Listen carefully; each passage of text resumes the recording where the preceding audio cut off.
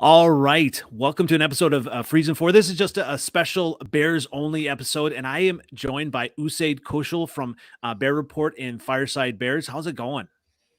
I'm doing well. Thanks so much for having me on the show. Absolutely. And anytime we can talk Bears, especially, so we can get ready. I can get ready to go in with the rest of the Freezin 4 and take as much ammo into that podcast, the better. So, Yeah, I definitely think it's exciting. The Bears are going into year two. Well, yeah, year two with Justin Fields, but then year one with Matt Eberflus and Brian Poles. And, we're at the point right now, I think, where we're a week or two removed from the Super Bowl, and certainly it is kind of slow. But then everyone is kind of complaining, oh, it's so slow. But you also realize that all these roster decisions and everything, there's going to be a flurry of roster moves as soon as the calendar hits March, which certainly makes it interesting. And when we talk about the NFL never sleeps, this is exactly what we're talking about, is that there's maybe like 2 to 3 weeks, slow weeks out of the year. And then all of a sudden it's just like, boom, everything starts right back up. and that's exciting. Hopefully, with the Bears, we're gonna have some new free agents, and we don't have a first round draft pick, but who are you looking at maybe as some like key wide receivers, things that you've heard, and maybe free agents that the Bears might be looking at, and who would you like them to look at? Yeah, I definitely look when looking at this free agent class, I would say this when it comes to the wide receiver position is that there's a lot of intriguing names out there on that are going to be available kind of in that second and third wave. Now, you look specifically to free agency. I mean, I don't think the Bears are going to throw all their money at one guy specifically. I don't see Allen Robinson coming back at all. I think that ship has really sailed to a point where I know last year at this time and throughout the rest of the offseason when Justin Fields got drafted, the talk was, hey, could the drafting of Justin Fields being as good of a quarterback prospect as he is legitimately convince the Bears to go ahead and keep Allen Robinson around? I didn't think that was ever a real possibility.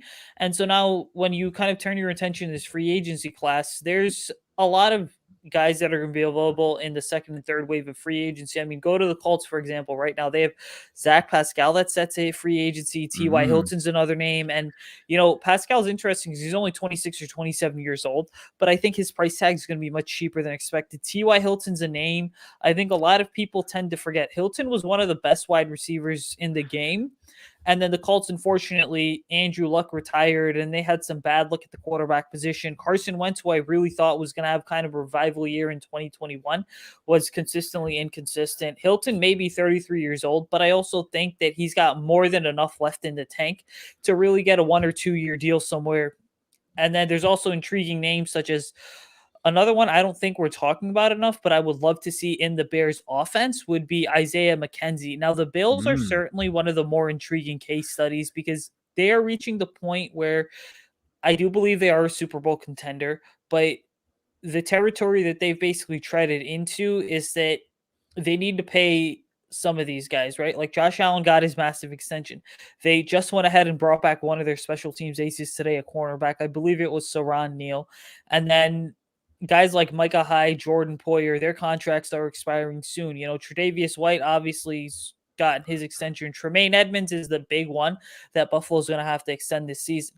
And so when you enter that territory as an NFL team, essentially what you need to go ahead and do is pick and choose who are you bringing back. And sometimes you have to let a guy go at the expense of retaining more important talent at certain positions. And I certainly think McKenzie's not going to come back to Buffalo, but he's a name to keep an eye on. And I know a lot of Bears fans have kind of talked about, well, what about someone like a Michael Gallup or Mm. even possibly Amari Cooper? I would say this, with Amari Cooper, first things first, he's got to be cut by the Dallas Cowboys. But I also think that knowing the impact that Amari Cooper's had with the Raiders as well as the Cowboys, his price tag is going to be significantly higher than a lot of people are going to expect.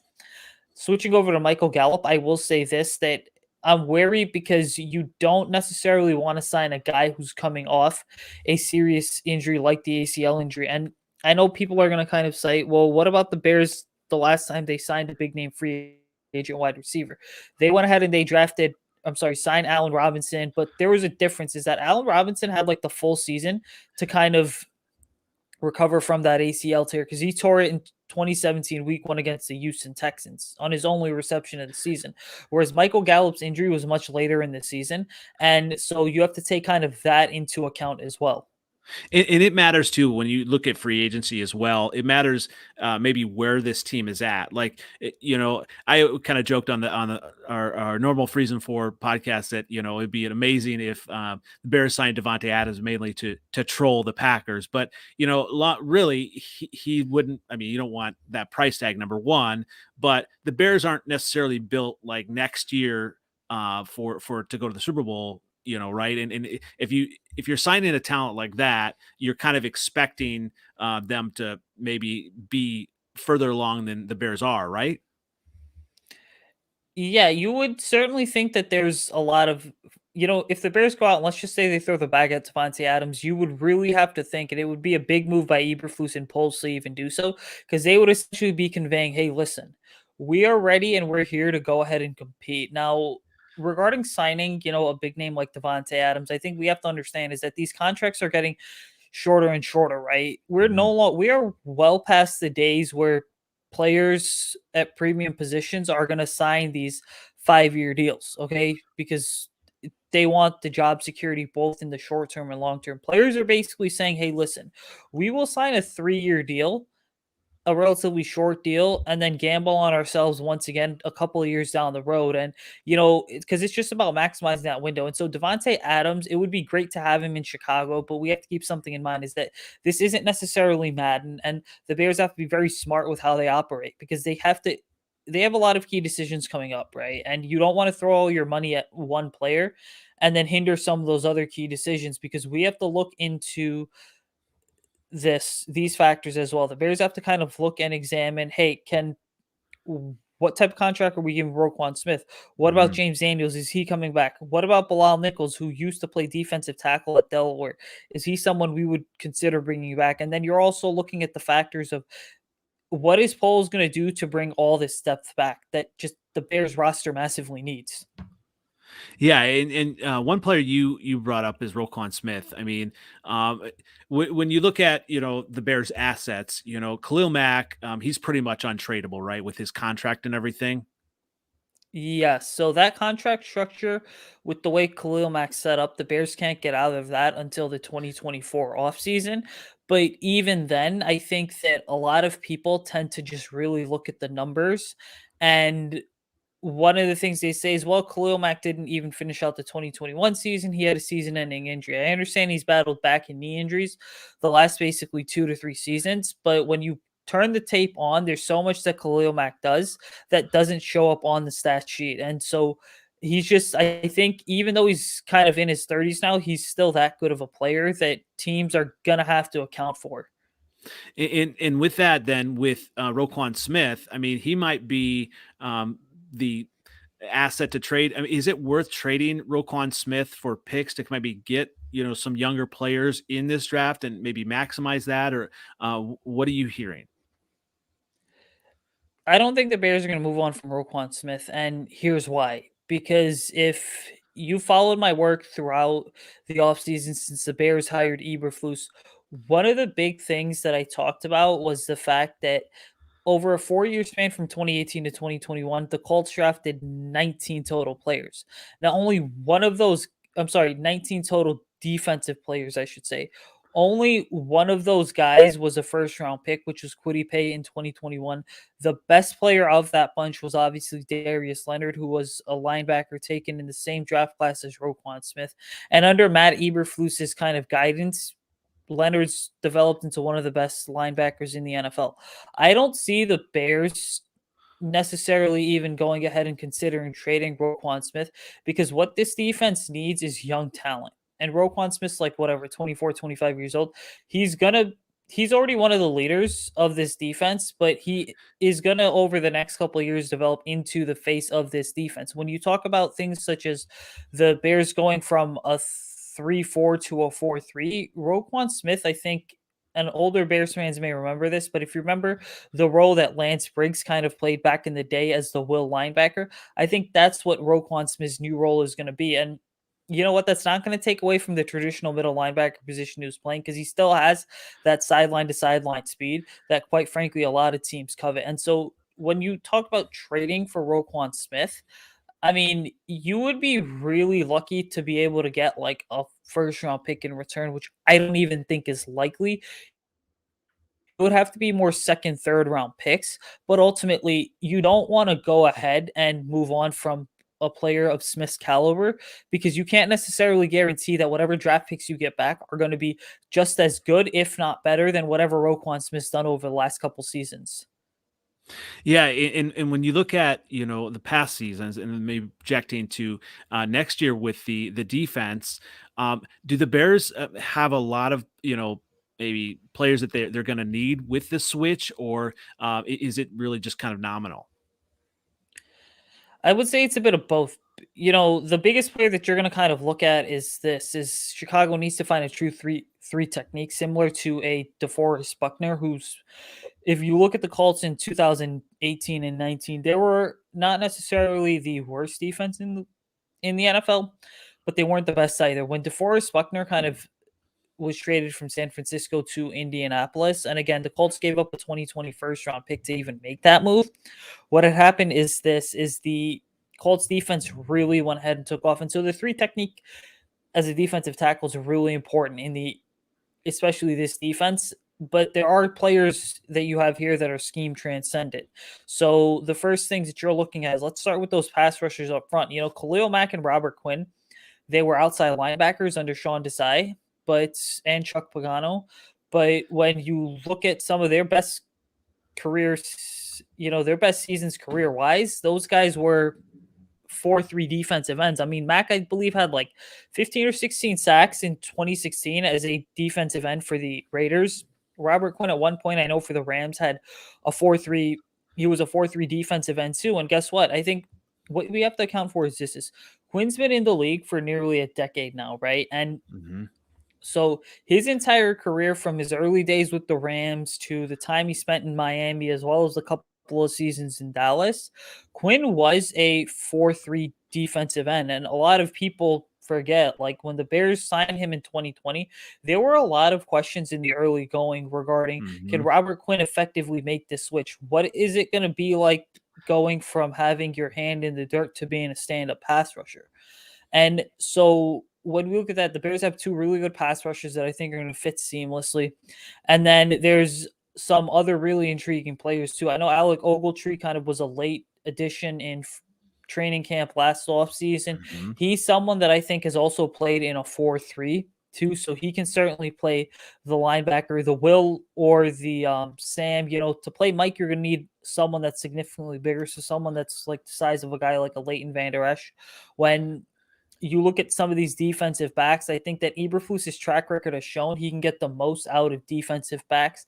And so ultimately, I would look to this. I would say that Jalen Johnson and Thomas Graham Jr., two really intriguing names to watch. Jalen Johnson, as good as he already is, I think he can be even better with Eberflus coaching him up. And then Thomas Graham Jr. is someone who, Matt Nagy was real stubborn in this way, in the sense that Hmm. there were times he just refused to play some of these rookies. And when these rookies did get on the field, they did showcase some potential. Graham Jr., for a 6th-round pick that was basically thrown into the fire, he had his ups, he had his downs, but he's a really hard-hitting physical cornerback who's smart and instinctive too, understands the game, understands coverages. I think he fits in both man and zone coverage. So Thomas Graham Jr. is an early starter at early, guy to watch at cornerback too. And then you look at That's center what fielder. that was sorry. That's what I was going to say. This is why I like listening to local podcasts where people actually kind of focus more on the team, because nationally you hear about the Bears. Oh, they need another corner across from Jalen Johnson, and Thomas Graham Jr. He really did play out, and so you see maybe him actually being a long term answer possibly. Yeah, I do see him being a long-term answer, because I think, and I made this observation with someone else too. I talked about how I don't think, outside of the John Fox years, that over the last like decade or so, or the last like 15 seasons, the Bears have had, the worst rosters in the NFL. Obviously, the win-loss records are a completely separate story. But I always think the Bears have had some really solid players and rosters over the last couple of years.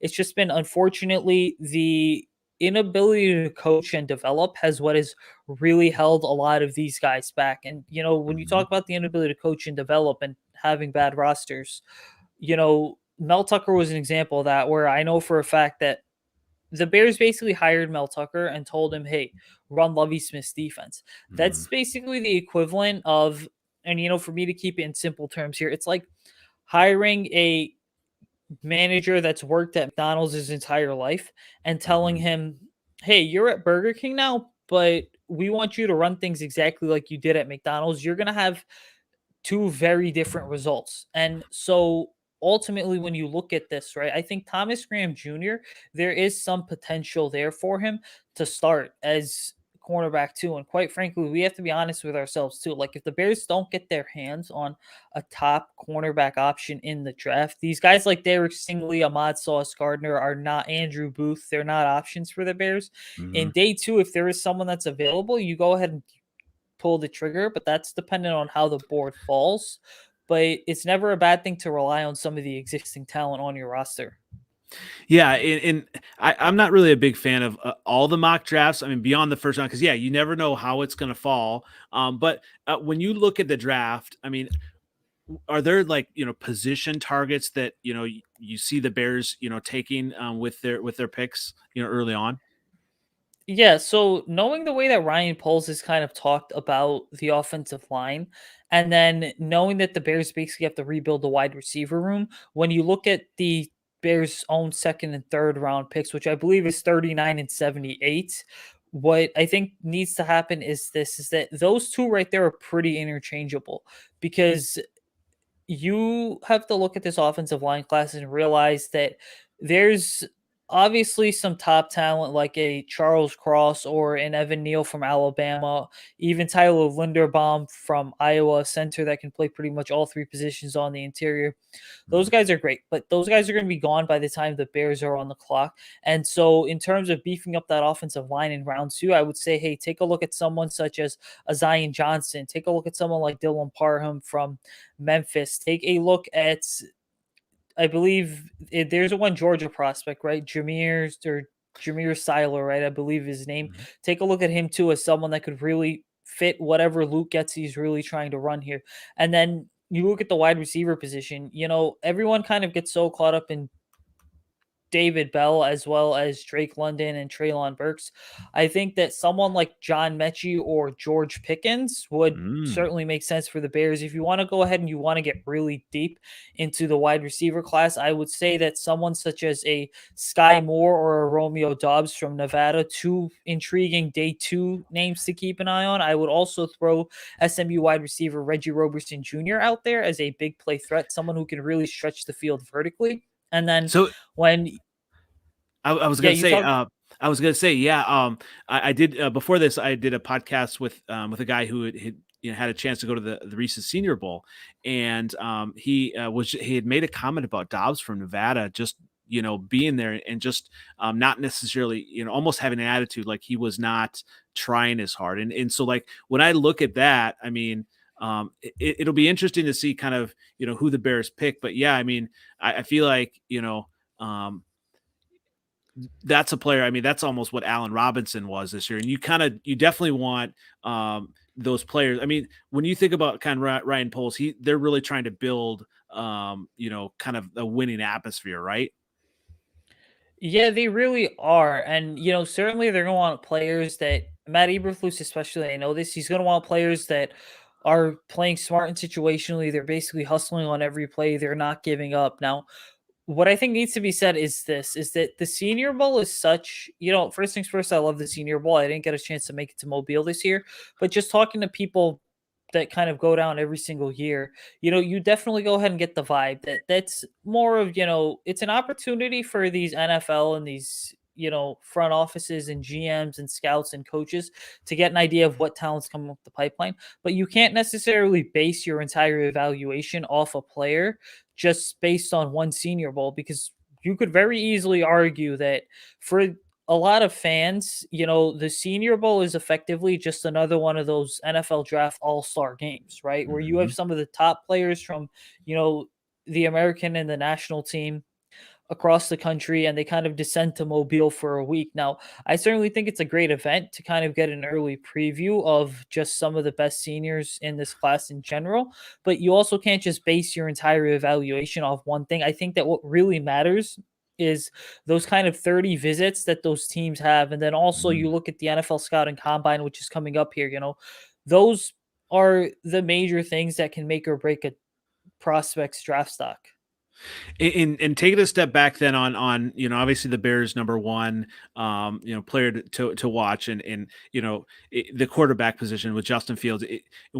Obviously however he does, however he goes in the next couple of years will really be huge. And looking at the limited time that we saw him this last season, and what are some strengths that maybe you're seeing, and then maybe even some growth areas for Fields' game?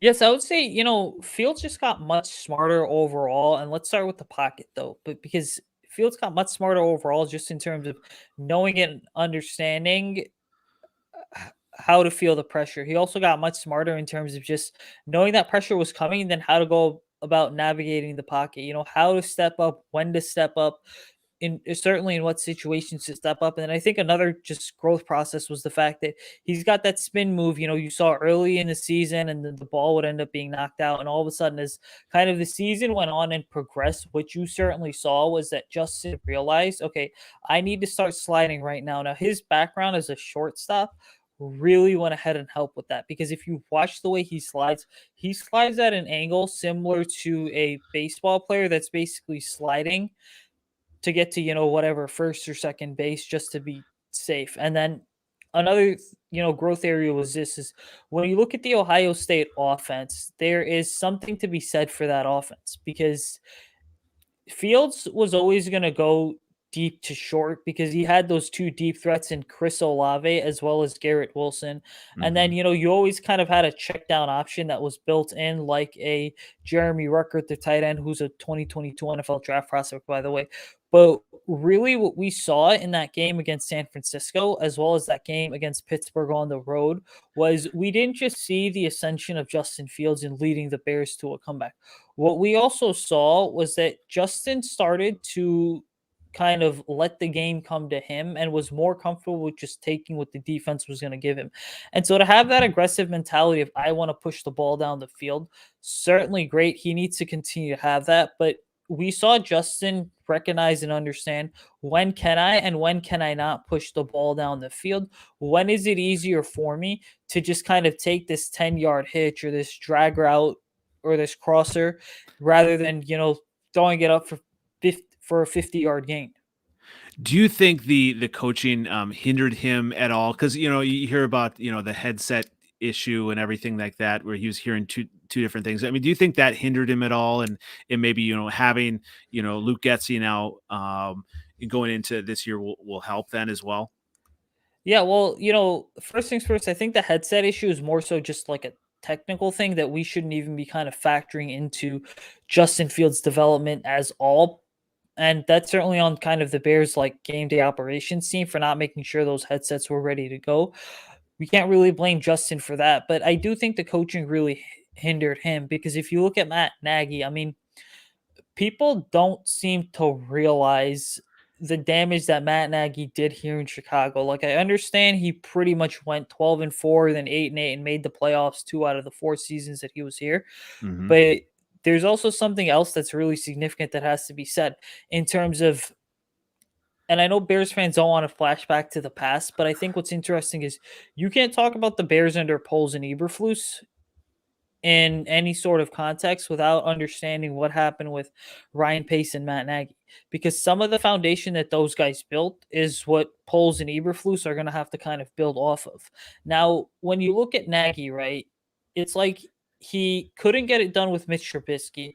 And so it was like, let's go out and let's trade for Nick Foles. And if you remember the 2019 season, for our listeners and our viewers, what was the big debate? It was, is it Mitch Trubisky, is it Matt Nagy, or is it both? And a lot of people tend to basically, this is Chicago, where when things aren't going well, we always blame the quarterback. I mean, they did the same thing for basically a decade with Jay Cutler. So the point I'm Mhm. making is that like Nagy couldn't get done with Trubisky, and then it was like, well, let's trade a draft pick and guarantee Nick Foles $21 million.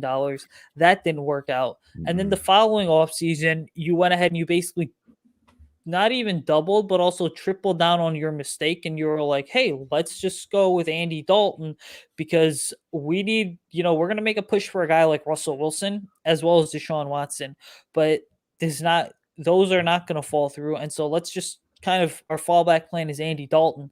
And then, when Justin Fields was able to slip, it was kind of a saving grace for them. Otherwise, the 2021 season and the next couple of years for the Bears really would not have meant anything. But the point is, I think, bad coaching tends to hold talented players back. And when we talk about the 2022 offseason, I have to say this. You can look at the free agent class for quarterbacks, and you can look at the quarterbacks coming up in this draft class.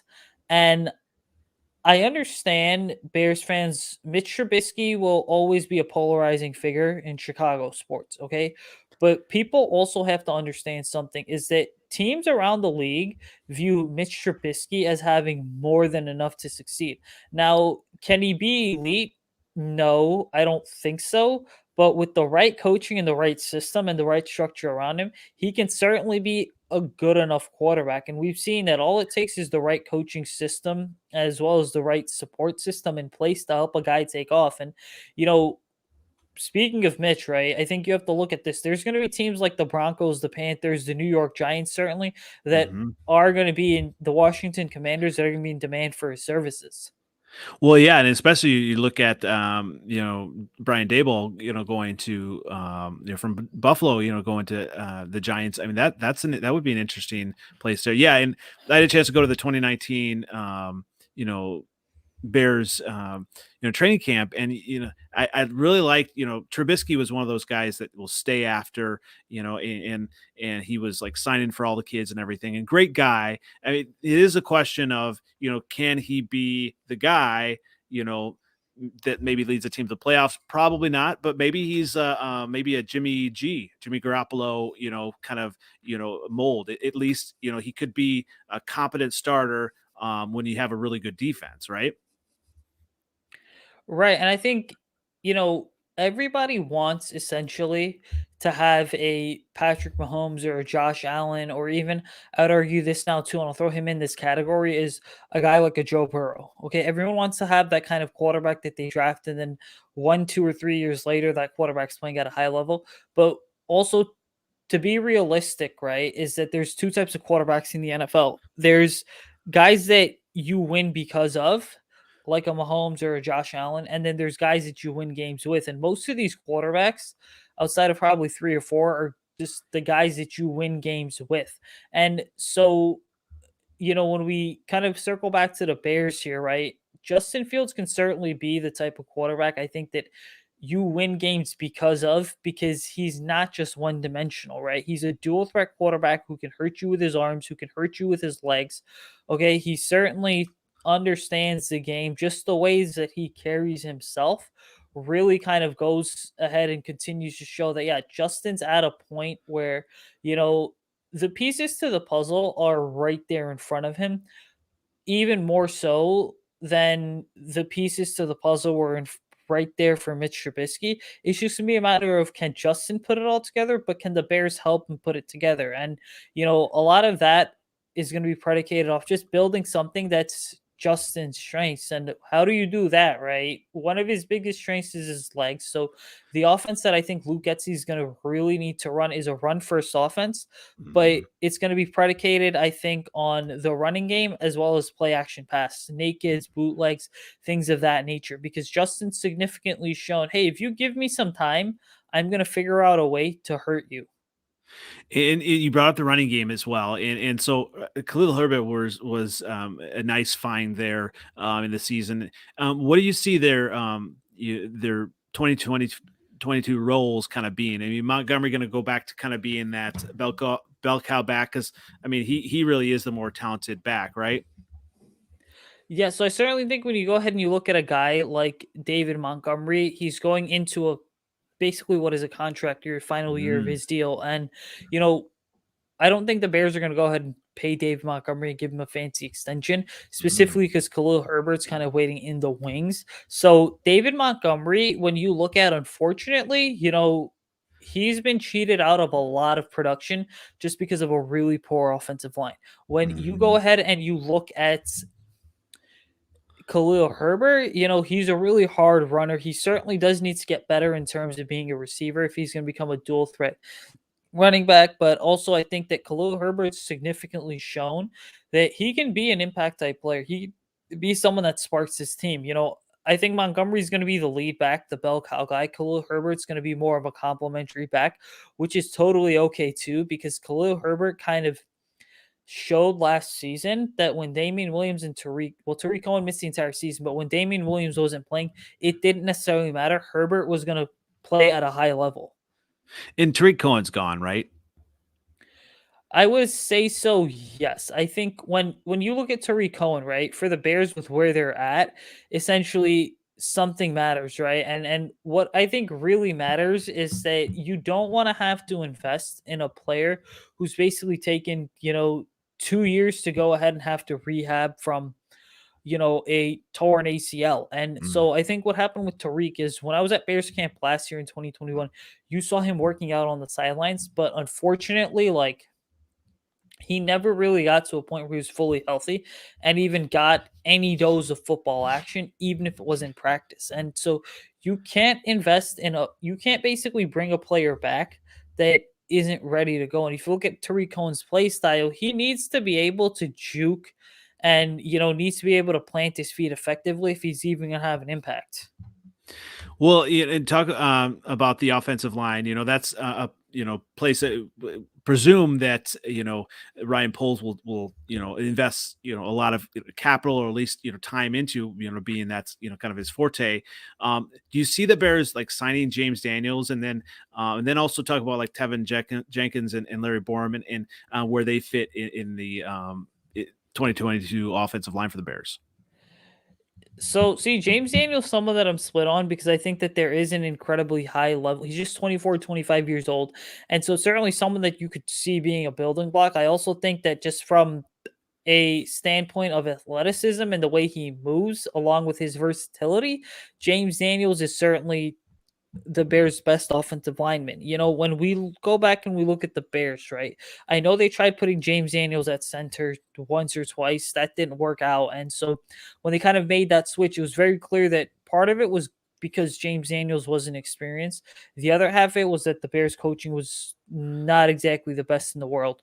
And Mm. so there's a serious argument, I think, to be made for James Daniels to come back. But then when we look at the three major names from this 2018 draft class, you have Roquan Smith, Bilal Nichols, and James Daniels. So the reason I bring that up is because two of the three are going to get their extensions, and the two of the three are more than likely going to be James Daniels and Roquan Smith. But Bilal Nichols is going to be the odd man out, who I still think is going to get enough of a contract from another team to go ahead and sign elsewhere and possibly even start. And then when we look at the offensive tackle situation, it's a bit of a toss up because on one hand, you could argue that the Bears should not sit on their hands and they should absolutely not even consider giving Jenkins or Borum an opportunity to start. But Borum last year, people have to understand, he wasn't elite. He wasn't great. Wasn't necessarily overly terrible either for a guy who basically missed the first part of the season.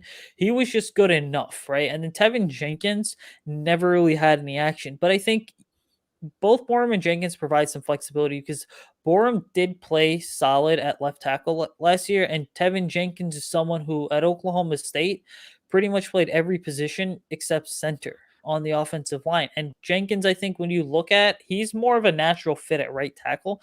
And so I would not be surprised to see the Bears basically flip flop those two and see what a full offseason can do. Yeah, you look at it, and if that's going to be the identity with the run game, the offensive line is important. Even with the pass game, even with keeping Fields upright, because that was it. Part of it was, I'm sure, poor play, but it just definitely seemed like scheme wise that, especially during that Browns game, it was just a mess, wasn't it? Yeah, it was. And the reason it was such a mess is because the Bears opted to go with five-man protections against the front Mhm. seven that featured guys like Miles Garrett and Jadeveon Clowney, which obviously was not a very smart move. And then you look at those five-man protections, it's not like the Bears went ahead and went to six, seven, or eight-man protections too at various points in the game and said, hey, we're at least going to use a tight end or even an extra fullback or a running back to go ahead and chip a tight end or a linebacker or even a pass rusher. And what's interesting is this everyone kind of talks about that Browns game, but when you look at the strong front sevens that Chicago played against last year, I mean, make no mistake, the Bears struggled and struggled heavily when it came to having to protect the quarterback. And it's not just the offensive line, it's really just bad coaching and get bad game Mhm. planning, in addition to an offensive line that hasn't been coached up that well. Yeah, and when you look at, coaching, now hopefully the Bears have a good, set of coaches they can kind of build. And when you look at this team, how far realistically are the Bears from a Super Bowl? Yeah, I would definitely say that they are farther than a lot of people expect, because in an age where, the expectations for quarterback seems to be so high. And again, when I say expectations, I mean in the context of expectations, right? The context that I'm speaking in is that fans automatically think, hey, our team drafted a quarterback and this quarterback is ready to go and is ready to be the next big thing in the NFL and be the face of the NFL for the next 15 to 20 seasons. Front offices, franchises view it differently, knowing that drafting a quarterback either pays off or it doesn't, but it's also, a 2, 3, 4, 5 year process. And so when we look at that, I think the Bears, honestly, their window to contend is going to open in 2023, because this first season, there's two things you're focusing on, really. Number one, you're focusing on just having and ensuring that Justin Fields, above any of these other players, learns a new offense. And you're ensuring that you're laying the foundation for the offense to be set up for success, not just in 2022, but years beyond that. And then number two, what you're doing, and that success is going to be predicated around Justin Fields. And then number two, you're basically going ahead and saying, listen, we need to revamp the defense. There's some talent on this roster, like a Robert Quinn, a Khalil Mack, a Eddie Jackson to Roquan Smith, Jalen Johnson, you can build around on that side of the football, but it still needs an infusion of fresh young talent, not just at key positions like defensive tackle as well as safety or even middle linebacker. It needs some young talent in terms of depth too. And so, the Bears kind of got to use 2022 to lay that foundation. And then 2023, if things continue to progress, the Bears are going to have a legitimate chance at surprising a lot of people, simply because that growth, I think, is going to hinge on one guy and one guy only, and that's Justin Fields. And when you look at 2022, I looked at 2021 and whoever was coaching, and I just wanted to see some growth, and it was nice to see, Justin Fields have that, Monday Night Football moment, against the Steelers, and just have some growth. And when you look at 2022, what are you going to be kind of looking for to say, okay, they are building towards 2023, that they are making positive steps?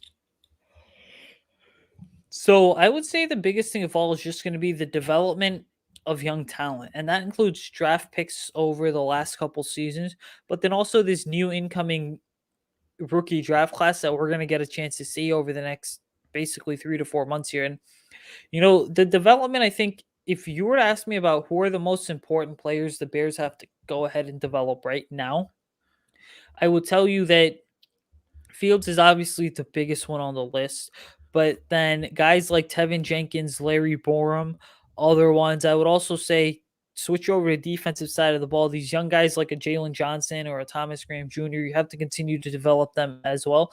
And then there's also some intriguing undrafted free agents that I look at and I'm like, Charles Snowden, Sam Kamara, Caleb Johnson's another one. Those are guys that when they got the opportunity to play last season, whether it was regular season or preseason, there was certainly potential showcase. And maybe, just maybe, the Bears have something right there. And speaking of having something realistically, let's just kind of assume, it's a big assumption. Assume that Aaron Rodgers is gone from the Packers wherever he goes.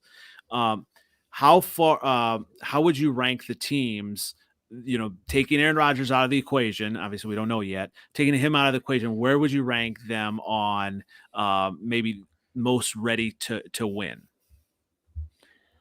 Honestly, I would say that if let's just say assuming you're taking Aaron Rodgers out of the scenario, I would say that the NFC North would probably be one of the worst divisions in football, Mhm. specifically because you have this, right? And I'll start with the Detroit Lions, who, again, they had a pretty good draft in 2021. I was really impressed by their rookie class, but guess what? They've committed to Jared Goff through the next 3 or 4 seasons. And, Mhm. those look, as much as NFC North fans, Bears, Vikings, Packers fans, just seeing what's said on social media, especially when it comes to my tweets, there's one thing that they can all agree on. It's that everyone's going to go ahead and clown on Lions fans. Now, I will say this is that the Lions, you have to give them credit last season because they didn't win a lot of games, but they played much harder for Dan Campbell than I think anybody's going to go ahead and admit. And again, I'm admitting this because, like, I have my analyst and journalist hat on all the time. Okay, when you switch over to Minnesota, do they have some pieces? Yeah, like a Justin Jefferson, like an Amir Smith Marset. They have guys like Jeff Gladney, Dalvin Cook's another intriguing one. But what does it come down to at Minnesota is that their $45 million quarterback was Kirk Cousins, and he's basically been paid to go ahead and they basically gave him two contracts and were like, go win us a Super Bowl, and he hasn't won a Super Bowl. Cousins has 1 year left on his deal. I think with the way that they are kind of using Kevin O'Connell, the new head coach there, I wouldn't be surprised to basically say them bring in Kirk Cousins' replacement and just have him be a kind of stopgap for the rest of the year and move on. I know that there's been some rumors out there about could the Panthers go ahead and trade for Kirk Cousins. I don't think so. Absolutely not. I don't think the Panthers are going to go ahead, especially knowing the way Matt Rule kind of does things. Mhm. And trading for Sam Darnold when a guy like a Justin Fields or a Mac Jones was pretty much in your lap in the draft last year, I don't think the Panthers are going to bring in any competition for Sam Darnold at all. I think if they do, it's going to be a free agent, but they're not going to go ahead and significantly, rework his contract. And I don't think Sam Darnold's going to be a $25 million backup quarterback either.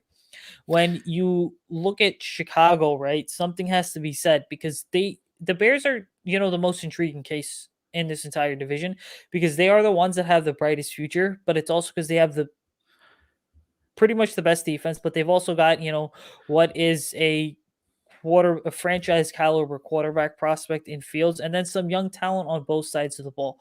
Green Bay is interesting because you could certainly see a mass roster purge this offseason. And if that happens, you're basically starting all over with little to nothing around Jordan Love. And they almost need to do that. Like I wonder if you're on Twitter quite a bit with Packer fans, and I've talked to quite a few as well. And their thing is, well, they're not ready to lose. If they keep Rodgers and try to run it back, all this stuff, they're really kind of like screwing themselves like long term, aren't they? Like cap wise. I mean, yeah, it'd be nice to have him, but as a Bears fan, you know I'm not looking at 2022 as a make it or break it year. If the Packers have Rodgers for one or another year, I'm okay with that because that kind of long term like really hurts them, doesn't it? Yeah, it certainly does. Because what the Packers are basically doing is they're doing what the New Orleans Saints did with Drew Mm, Brees in the sense that, hey, we're going to continue to go all in because we know that this is such a win now league, and part of going all in is just acknowledging that you're living in the moment, that you don't really give a damn about what's going to happen down the road, and you can just keep kicking the can down the road. But when we talk about this issue of is the salary cap really a myth, it's like, yes, it is, and it's not. Because if you're smart with it, it can be a myth. If you're not smart with it, it's certainly not going to be a myth. And when you look at just kind of the way that the Packers did things when Brian Gutekunst took over in the 2019 season, I believe it was interesting because that offseason, Green Bay had been more active in free agency than ever before. Mhm. Handing out money to guys like Preston and Zadarius Smith. And then I know for a fact Aaron Rodgers got his big extension around that time too. But the reason I bring that up is because they pretty much went all in on a 3 or 4 year window, and they know that that 3, 4, whatever 5 year window is now closing, or it's completely closed, and that they are gonna have to blow this thing up. It doesn't really bode well because it's like it just makes the Jordan Love pick look even worse than some people are willing to admit. And let's be honest about something with the 2019 and the 2020, well, the 2020 quarterback class produced Burrow and Herbert, so there was a lot of potential there. But that 2019 class, you know, was interesting too, to say the least, because the only surefire starter from there has been Kyler Murray. I know Jordan Love was a 2020 draft pick, but also ultimately you look at it, you drafted Jordan Love with the presumption that he was going to be your future starter. And now you're going into year 3 and has not necessarily shown that he's worthy of being your starter. 50% of that is because they keep committing to Aaron Rodgers. The other 50% of it is, it's very tough for Love to basically go ahead and push a future Hall of Famer in practice. It would Mhm. never actually happen. But, the Packers are continuing to live in the moment, which isn't a bad thing because they believe they can continue to win. But then also, you have to prepare for the possibility of, this is my quarterback, Jordan Love. How are we going to set him up for success too? Because put it this way, right, is that Aaron Rodgers is only there for a couple more years because he's getting up there in age. Okay. Jordan Love, though, could be there for the next 15 to 20 years. And when you talk about quarterbacks, you can't just think year to year. You have to think in decades. Mm. Yeah. Well, a lot we've talked about quite a bit. I definitely appreciate your time. As far as the Bears, I'm excited, for Justin Fields, and at least we have a quarterback that we can kind of hang the hat on and say, okay, well, we're gonna go forward, and I think that he can be the guy. If he's not, they got to keep trying. But finally, I feel like it seems to be a plan, right?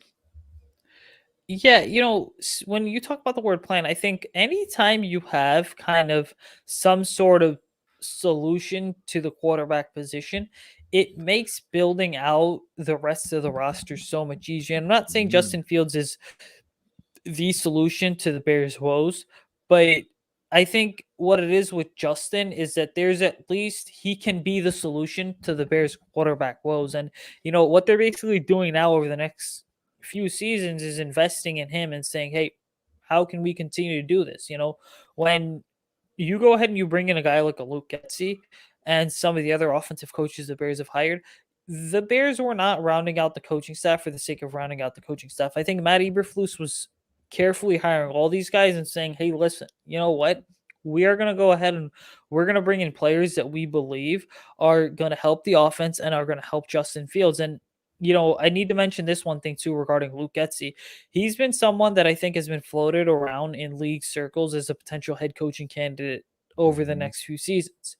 And great teams, when they have good coaching staffs, teams are going to poach from them time and time again. I mean, the Chiefs were an example of that. The Rams Mhm. are another, the biggest example of that, by the way. The Patriots have kind of always been an example of that. But the reason I bring that up is because right now, what we're seeing in Chicago is going to be, for the first time, it feels like forever, an offensive coordinator is going to have the development of a young quarterback. And what we're going to basically see is, this is a glorified job interview and job audition for Luke Getsy is what this is. Whatever he does with Justin Fields could make or break whether or not he gets a head coaching job over the next few seasons.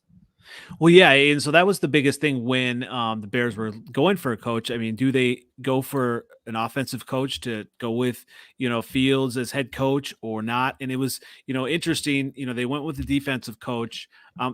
That's almost a better thing because with Nagy, it didn't necessarily work because I mean, if offensively, he kind of it didn't work with him, and then then I mean, you fired a head coach. You don't if it doesn't work with Getsy or he moves on, you still have the head coach and everything in place, and then you bring in another offensive coordinator. Obviously, if Getsy gets another job, that means a lot of good things have happened with the Bears.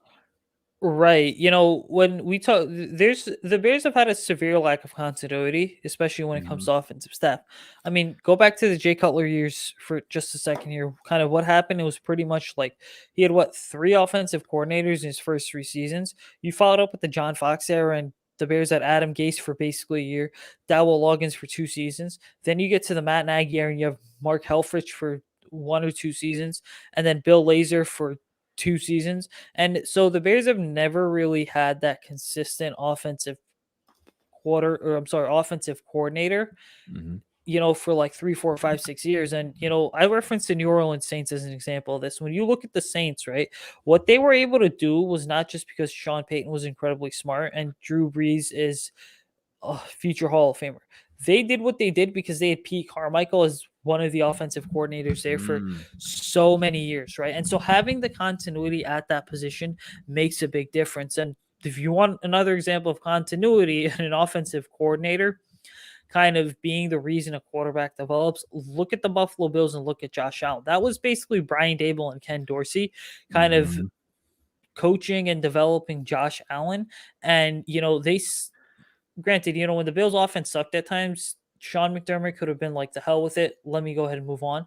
And instead, Sean decided not to do that. And he continued to believe and trust in his guys. And so for Matt Eberflus, I think things are not always going to be pretty, but these are the guys that you hired. So you need to go ahead and just continue to trust them and have faith in them that they're going to be able to get this thing right. And, if the Bears' issues, and if you take, fast forward here to basically a year or two, if let's just say Luke Getsy is still the offensive coordinator, right? If the Bears' issues in 23 and 24 are the same as they were in 2022, that means not only has Justin Fields failed, but it also means that Matt Eberflus has failed and Luke Getsy's failed. And Eberflus's the failures are a direct reflection of Eberflus's inability to hire head coaches. Absolutely. Well, I definitely appreciate your time. I love talking Bears. A ton of great stuff here. Where can everyone find you again?